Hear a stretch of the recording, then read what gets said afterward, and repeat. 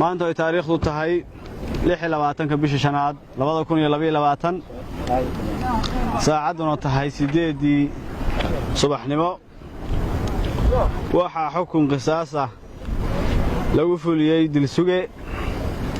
jaamac urur faarax 39 sano jir ah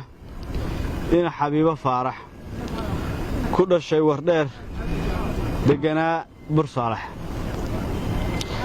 kaasoo taariikhdu markay ahayd 7 bishii koowaad 2022 abbaaro 9 barqanimo ku dilay deegaanka bursaalax degmada bursaalax marxuun faysal jaamac garre 30 sano jir ahaa ina saciido dhagaweyne wuuna ku dhuftay 28 toorey kagana dhuftay sida tan 14 toorey wuxuu kaga dhuftay saabka dhuunta iyo kalxanta wuxuu kaga dhuftay 4 toorey gacanta midig wuxuu kaga dhuftay 3 toorey feeraha wuxuu uga dhuftay 5 toorey iyo dhabarka oo uga dhuftay 2 toorey cadadka tooreyda uu ku dhuftayna ay tahay 28 toorey markii falkaas dhacay kadib waxa ciidanka amnigu gacanta ku soo dhigeen dilsugaha sharcigana ay hor keeneen taariikhdu markay ahayd 23 bishii labaad 2022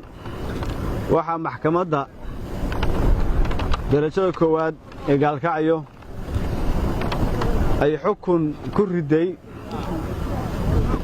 dilsuge jaamac urur faarax markay maxkamaddu aragtay qiraalkiisa aragtay qalabkii falka lagu galay aragtay cadaymihii meydka iyo 28 toorey uu ku dhuftay markay aragtay maxkamaddu codsiga ehelka marxuumka ay u soo bandhigtay 3 qodob oo shariicada islaamku xaq u siisay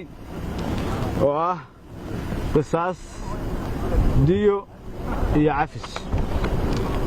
ayna doorteen qisaastii codsadeenna in loo qisaaso dilsugaha waxay maxkamaddu ku xukuntay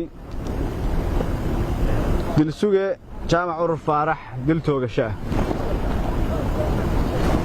maadaama dilsuguhu uu sharcigu u banneeyey muddo 30 beri ah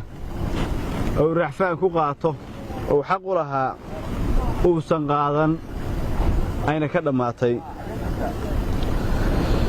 sidaa daraaddeed xukunkiisii uu noqday mid dhaqangal ah sidaa daraaddeed annagoo ka duulayna amarka xilaalyaha guud ee dawladda Puntland oo ahaa in la fuliyo amarka maxkamadda sare ee dawladda Puntland oo ah fulinta qisaasta loo haystay dilsuge jaamac urur faarax loona qisaasayay marxuun faysal jaamac garre ayna u fushay waqtiga ay maxkamaddu u jaangoysay si waafaqsan shariicada islaamka wabillahi tawfiiq